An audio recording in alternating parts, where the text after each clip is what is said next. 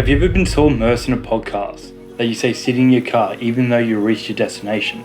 Have you ever lost track of what you're doing because of an interesting conversation? Has podcast ever been your chosen form of audio while you're working or studying? How is it that something as simple as a pre-recorded audio file streamed straight to your phone can captivate the attention of millions? I mean, the answer is pretty obvious, right? They're entertaining, educational. You get an opportunity to listen to stories that fascinate you. You get to hear opinions from world-leading experts and just interesting people in general. And you can gain access to all of this with just a few clicks on your phone. With that in mind, it's no surprise that podcasts are growing year after year. But what if there was another reason? A reason that slept below the surface. A reason obvious but often unseen. I think there is, because if the irresistible nature of podcasts came down to topic interest, storytelling, and depth of information, why listen to a podcast over an audiobook? There is no comparison between the knowledge contained in a 400-page book and a 1-hour conversation.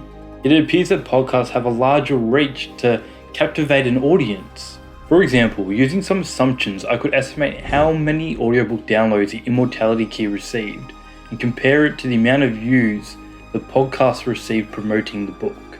The math is on screen if you're interested, but the result is 200,000 audiobook downloads compared to over 10.5 million podcast listeners. A common funnel authors use to promote their book is by going on podcasts. This was actually how I found Brian's book, but it's not the most common way people find books. In fact, only 21% of people find books through podcasts.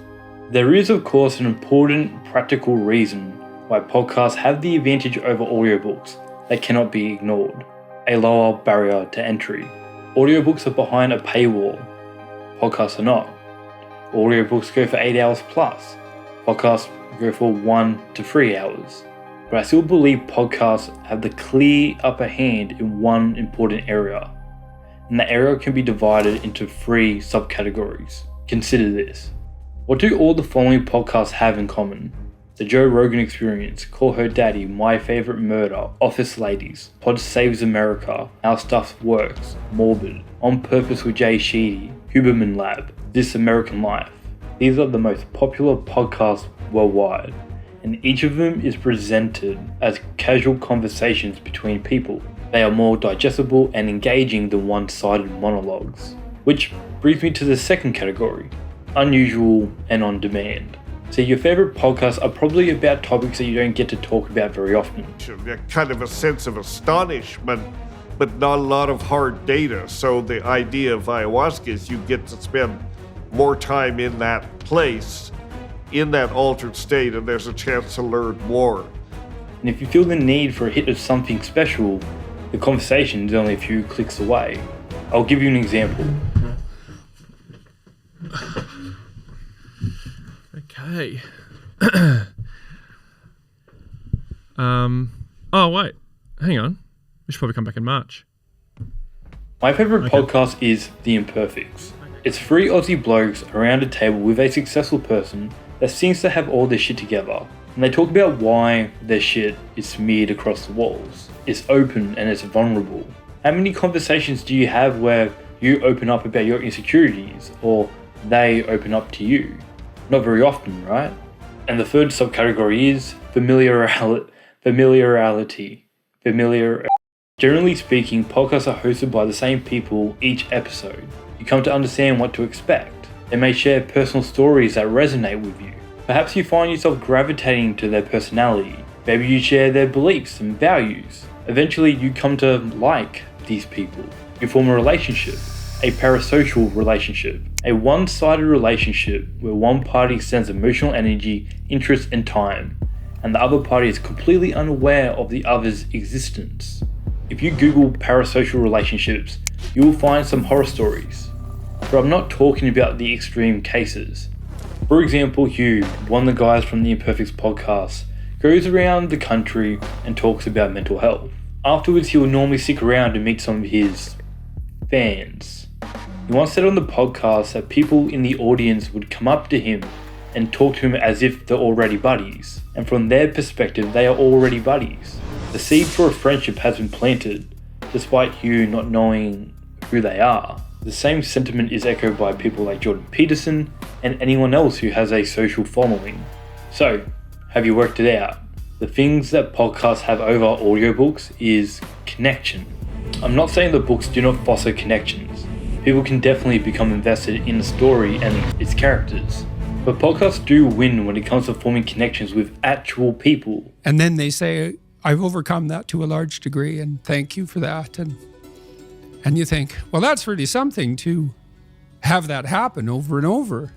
In some ways, you might think, well, how could anything better possibly happen to you than to have people come up to you all over the world, strangers, and open themselves up like that, like they're old friends so quickly. But this is not even exclusive to podcasts. And just by looking at YouTube, we can see this need for connection is everywhere. While researching, I found this video. It's from a small channel and it has been her first breakout video. The fact this video reached a much wider audience than her subscriber base tells us something very interesting. There is a lot of people who feel like they have no friends. Akhtar explains that her video is not alone.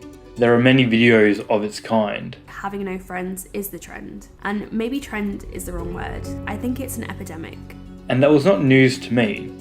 We have known for a while now that people are feeling less connected to each other and the world around them.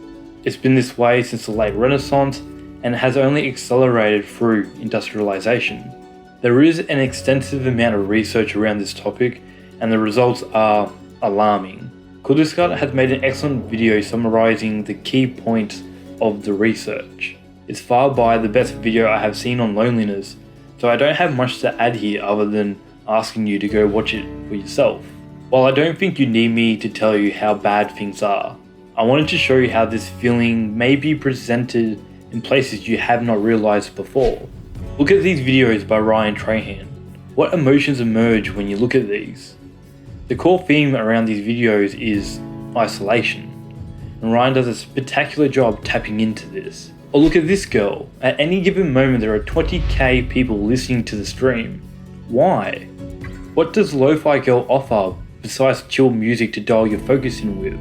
It's a study with me. The group chat was designed to help students feel less alone while they study. It's almost like a community. We actually don't have to look at the data to see how common this feeling is. It's everywhere if you're willing to look. So when we are feeling lonely, disconnected, bored, there are some friends only a few clicks away to displace the feeling we are experiencing.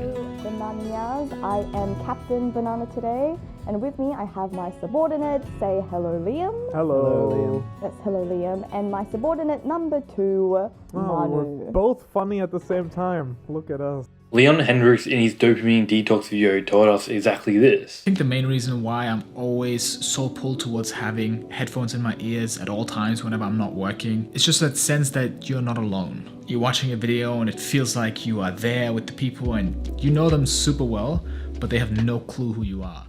Or how about Josh from The Imperfects? My sister had a really bad eating disorder when she was younger, and I'm thinking right now that the moment that that happened was about the time I first discovered the internet, and I reckon I was using it to.